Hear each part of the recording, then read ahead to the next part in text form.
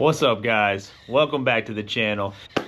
And I got something cool I want to talk about, and that is that I am officially a certified welding inspector. Check that out, man. Ooh, that's pretty cool. So I wanted to make a video and talk about it because to me it's a big accomplishment. I'm very proud of it. It was quite the challenge and quite the undertaking. So I figured I would just make a video and talk about my experience. Now guys, as you know, I've been welding professionally for 10 years. I was feeling a little burnout on the trade. I wanted to pursue something new, something different, a new challenge, kind of take a step forward in my career, and becoming a CWI was that natural next step, I felt like. So I made a decision. I said, you know what, Steven, let's go get that shit. So I went to the American Welding Society's website. I paid my money. I became a member. I did everything that I needed to do to register to take the exams. I submitted my application. I got approved, and that was it. Now, if you don't know, the CWI, there's 3 exams. They're timed exams. There's 2 hours allotted for each portion. It's 3 portions, Part A, Part B, and Part C. Part A is just all of the practical information. You know, essentially, it's a multiple choice question exam, and it goes over stuff like different welding processes, welding symbols, non-destructive testing, metallurgical properties of different metals, and stuff like that. Part A is the simplest of the 3 sections. Part B is the practical. Now, when you take the practical exam, you get plastic molds of different weld joints, different welded joints. So we're talking about maybe like a mold of a piece of pipe, some T-joints, some lap joints, stuff like that, right? And the welds that are on those molds have different discontinuities, and then you're giving a set of inspection tools, and you're giving a couple of different books to use as reference points, and essentially you need to read the questions, go through the books to find the answer, and then you pair that with the tools and the molds. And Part B is a real motherfucker, guys. I think most people who have taken the CWI or who are planning to take the CWI understand that. I don't really want to go too in depth about talking about the exam itself. I'm just kind of giving a brief overview. And then the Part C is the code book portion of the examination, right? And when it comes to the code book portion of the examination, you can choose to either test with the API 1104 or the AWS D1.1. Me personally, I went with the API 1104. So that's it in a nutshell. And I want to talk about what it was like, what I did to prepare, how I scored on the test, and you know, how I'm feeling now that I have gotten my certification. So first things first, guys. When my application got approved and I knew that I was able to schedule my test, I poked around online. You know, I watched a couple of videos, I looked on Google, and the general consensus that I found was that it is very difficult to pass the CWI on your first attempt. And if you get online and you start watching videos about people who have done it, I kept noticing that they would say, you know, you want to take at least a full year to study and prepare before registering to take the exams. And that just didn't sound like something I was going to do, guys. I was not about to sit around and study for a year. So I told myself I would dedicate 3 months to preparing. And at the time, I was in between jobs, right? And I had enough money put away to where I didn't necessarily have to worry about making money to keep my bills paid. So my mindset at the time was that I was just going to buckle down and focus intensely on studying for the CWI so that I could pass it on my first attempt. Now, I should have known better, guys. Now, if you've seen some of my previous videos, you know that I got expelled from high school. I have attended college, but I never graduated college with any type of degree or anything like that. And I think that it's important to know yourself. And what I know about myself is that I'm not great at studying. I'm pretty easily distracted, and I am not going to really focus as much as I probably should. And lo and behold, that was true, right? When left to my own devices, I just didn't put as much effort into studying. I always found myself just doing things that I find more enjoyable with my time. And that's bad, because what that leads to is you being unprepared for a very important exam. So I decided that I should enlist the help of professionals. And I got online and I did a little bit of research, and I decided to book a 10-day seminar with Real Educational Services for their CWI training preparation course, essentially. And, you know, to sign up for that, it cost money, guys. It cost over $1,000 to sign up for that seminar. I don't remember exactly what it was, but it was probably closer to $2,000 for the 10 days worth of classes. And I live in Southwest Florida. Those classes were being held in North Georgia. So there's additional expenses, right? So essentially, I paid about $2,000 for the classes. I had to book an Airbnb for like 14 nights, something like that. You know, you got to pay for transportation, you got to pay for food while you're there, and then you have to pay to register for the exams, you know, so that's more money, multiple thousands of dollars, as well as you have to pay to be a member of the American Welding Society for a couple $100. There is a visual acuity exam that you need to take before you will be approved to take the CWI. So all in all, guys, to register for the exams, you have to purchase a code book. You know, that's another couple $100. You have to pay for an eye examination. I chose to register for classes to help me prepare. All in all, pursuing my CWI, I don't have exact figures, but I would estimate I spent a bare minimum of $6,000 or $7,000. So it was quite a substantial financial investment on my end, but I think it helped me take it more seriously. So anyways, fast forward to the point where I drive up to Georgia to take these classes, and they inform you ahead of time that these classes are very intense. You're going to be in a classroom for upwards of 9 to 10 hours a day, and then there is going to be anywhere between 2 and 4 hours of homework every single night. And that was not an exaggeration. So I got there, and the first day, you know, I went in, and the classes, I would say there was probably about 35 or 40 people in the class. And not every person in that class was a welder, right? Some people came from the background of like non-destructive testing. Some people were in quality control. Some people were engineers. So everyone was in a welding related field, but not everyone was necessarily a welder themselves. First week of class was spent primarily focused on preparing us for the Part A and the Part C portion of the exams. And we would show up at class early in the morning, and we would get right into it. And we would, you know, spend all day basically studying and going over what to expect on the exam. And then the second week, for that entire week, we prepared for the Part B, because on the very last day, we all were taking the Part B exam.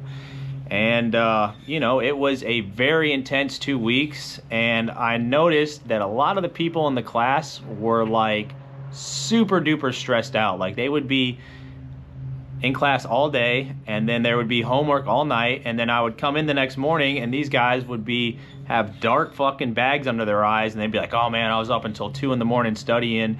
And everyone just seemed like super on edge and stressed out. And I understand that, right? Because it's important. A lot of people sacrificed a lot, just like I did, to be there, and they, you know, they are very invested in passing and getting their CWI. But I feel like at a certain point, you kind of hit that point of diminishing returns, right? So the way I approached it was different than how a lot of other people in the class approached it. Like, I made sure to get up every single morning and go hit the gym and get a workout in before class, because I'm just the type of guy that I like working out every day, and I'm not going to sacrifice my workout so that I can spend more time studying, right? The workout is non-negotiable, so that was my thing, right? Every single fucking morning, I'm up early and I'm in the gym before class, and I'm eating a good breakfast, and I'm showing up with my blood pumping, I'm wide awake, and I'm ready to go.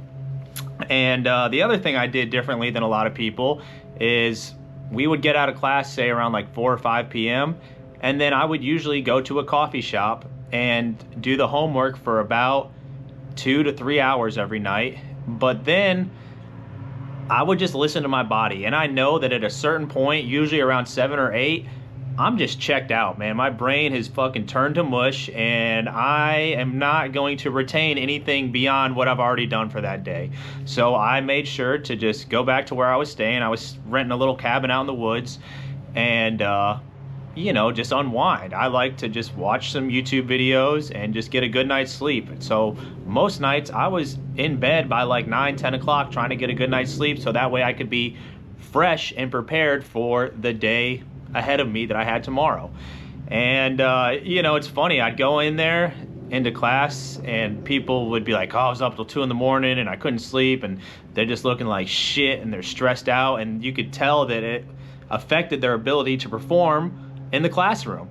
Whereas I got a decent night's sleep. Now, there was a whole bunch of issues with the fucking cabin I was staying in. There were storms, I lost power multiple nights, there was fucking bugs everywhere, and it was a bit of a disaster. But, you know, I just made the best of it, and I just rolled with the punches. And so anyways, I don't want to belabor that, but it's just something I felt it was worth mentioning, that my mindset was do the best that I can every day, but make sure that I'm hitting my workout, I'm relaxing, and I'm getting some sleep, and that was that. So anyways, on the very last day, it's time to take the Part B exam, right? And it was broken into basically 3 different testing groups: morning, mid-afternoon, and like late afternoon. And I was part of the last group, right? So I didn't even begin my exam until, I don't know, like 2 or 3 in the afternoon. So on the day of the exam, I basically, I didn't try to like really do any studying on the day of the exam. I figured, I've been focused for the last 2 weeks, and it is what it is. So I just, slept in, ate a good breakfast, got a workout in, and made sure I was there early, ready to go. And when the time came, we were let into the classroom, and they handed out everything that we would need and went over the instruction. And man, like I said, it's a time test, right? And when they started that test, I just remember I felt my blood pressure just go crazy, cause it's like shit gets real when it's time to take that test. And I felt it, man. I felt like I was having trouble breathing, and my fucking anxiety was spiked, and it was just go time. And the way that Real Educational Services, the service they provide is that, you take multiple prep tests, or like, mock tests before the real test day. And we took 2 practice tests the day before the real one, and I bombed both of them. I scored like in the 50s, and I was just like, damn, like this sucks, like I'm not. And I was trying my best, but I did not do well on those practice tests. And it was crazy because I still kind of kept a good attitude even though I was failing the test, because I was like, my scores, even though they were failures, I was improving, right? I was making improvement, and I was just trying to stay positive. Where I would see people who were getting like 80, 85s, and they'd be beating themselves up because they didn't do better. And it's just like, I don't really resonate with that mindset, right?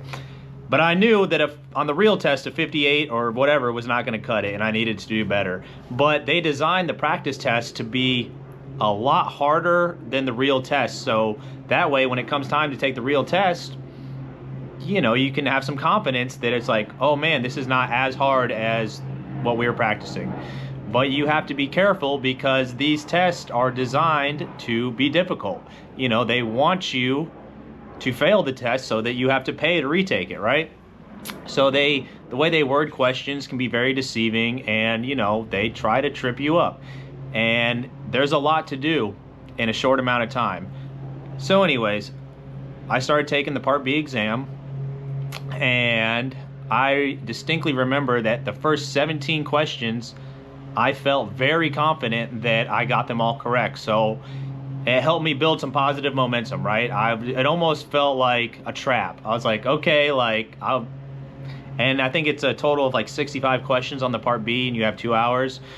And so I remember thinking, I'm almost certain I got these first 17 questions right. But then the rest of the questions, you know, the next 50 questions, there was some doubt, you know, like some of them I wasn't sure I got them right. And, you know, I was just doing my best and giving my best answer. But you can't waste too much time on any one question. Like, you got to get to the end of it. You got to finish that test. And honestly, I used every second that was allotted to us. You know, I think when they called like 2 minutes left, I maybe had like 5 more questions to go. So I kind of just, you know, filled in what I thought to be the best, but I didn't necessarily get to seek out and confirm that the answers I was choosing were what I wanted. But anyways, so I took the Part B, and then I drove straight home. You know, I drove from Georgia, stayed up all night, and drove straight home. And I got home at like 4 in the morning. And you don't get your Part B results until you schedule and take the other 2 parts. And so it's kind of one of those things, like I felt decent about it. I left and I was like, well, I could have passed. I could have not have passed. I don't know. You know, it's like I felt like I probably passed, but there was that doubt in the back of my head. But what's done is done at that point, right? So anyways, I take Part B. I drive home from Georgia, and what I haven't mentioned is that, so that Part B was on a Saturday. I get home Sunday, and Monday I was starting my new job, essentially, which I haven't disclosed here on my YouTube channel, but I have a job as a welding instructor, right? And that's something that I'm very excited about. I've been enjoying it. I think it's awesome, and I want to make a dedicated video talking about it, but that's not the point of this video. But I say that because what they recommend to us in the class is that you schedule your Part A and Part C. You know, don't wait to schedule those next 2 parts of the exam. Like, just go ahead and get them over with. But because I was starting teaching class, I kind of held off on scheduling the other 2 parts. So I put it off for about a month and just focused on my job. And then I realized, like, yo, I need to fucking make this shit happen. So I scheduled Part A and I scheduled Part C. And about a week later, I went and I took the Part A, and you know, I felt fairly confident that I passed it. Like, it was a bit harder than I expected it to be, but I had studied and I was prepared and I felt good about it. But then the Part C, the codebook exam, I knew in the back of my head that I did not study as much as I should have. And when I went to take it, I felt unprepared. And it was very challenging. I took the Part C exam about a week after I took the Part A, and I felt very similarly when I finished that to the way that I did when I took the Part B. I felt like I could have passed it or I could have failed it, right? I kind of felt like I was right on the verge. But at that point, you know, I took it and I awaited the results. And very shortly after that, I got my results. And it turned out that I had passed the Part A with like an 85, which was great. You know, I passed it, no problem.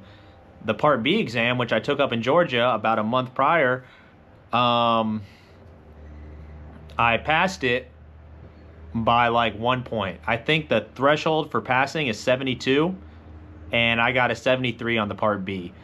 So that was a huge blessing. You know, it was very close. If I would have just gotten one additional question wrong, I would have not passed it. And unfortunately, I did not pass the Part C portion of the exam on my first attempt. I missed it by like 2 questions. I think I got like a 68 on it. So that was a bit of a bummer, you know. I did not pass on my first attempt, but the way the CWI exam works is it's based on a cumulative kind of basis to essentially, if your average combined score between the 3 exams is above a 72, then you only have to retake the one section that you didn't pass. Whereas if your combined score with all 3 exams is below a 72, then you have to retake all 3 sections. And my cumulative score on my first attempt was like a 73. So I only had to retake the Part C, which was a huge... It was a really good thing, because if I would have had to retake Part B, man, it would have been a pretty devastating blow. I would have done it, but I'm very glad that I didn't have to do it. And the other thing is, because I passed 2 of the 3 exams, I was issued a CAWI, which is a Certified Associate Welder Inspector or Assistant Welding Inspector or something like that, right? It's basically like a consolation prize. And, you know, so I got my little CAWI certificate in the mail, and it just motivated me. I was like, fuck this CAWI. I don't want this. I want the real thing. So I rescheduled my Part C exam, and of course you have to resubmit your application. You have to pay more money. And this time I took my studying a lot more seriously, and I felt a lot more prepared when I went in and I retook the Part C portion of the exam. And you know, so I retook it, and still, you know, I walked out of there feeling better than I did the first time, but still, it's a very tough exam, and I was not entirely super confident that I did well enough to pass it. And but I got my results within a relatively short amount of time, and I did pass it. So it was official, right? I passed all 3 sections, and now I just needed to wait on the American Welding Society to validate my scores and issue me my credentials.